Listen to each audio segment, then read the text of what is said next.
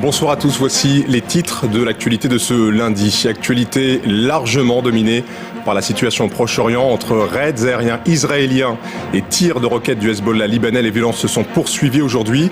Les évacuations de ressortissants étrangers du Liban s'organisent.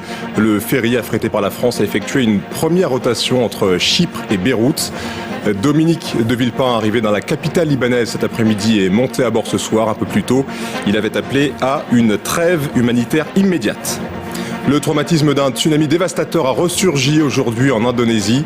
L'île de Java a été frappée par un raz-de-marée qui a fait au moins 67 victimes. En France, c'est la chaleur qui inquiète. L'alerte canicule est en vigueur dans une vingtaine de départements. Nous verrons que c'est un problème pour la prise en charge des personnes âgées et pour les agriculteurs. Et puis Airbus jouait gros aujourd'hui au salon aéronautique de Farnborough en Grande-Bretagne.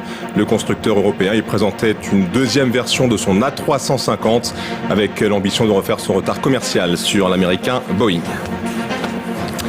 La situation continue de se dégrader au Proche-Orient. Les frappes israéliennes au Liban se sont poursuivies aujourd'hui alors que de nouvelles roquettes tirées par le Hezbollah ont frappé le nord d'Israël. Cette situation provoque des déplacements de population au Liban, mais aussi le départ de nombreux ressortissants étrangers. La France a commencé à organiser cette évacuation, pour l'instant volontaire. Pierre Baretti et Jean-François Drouillet.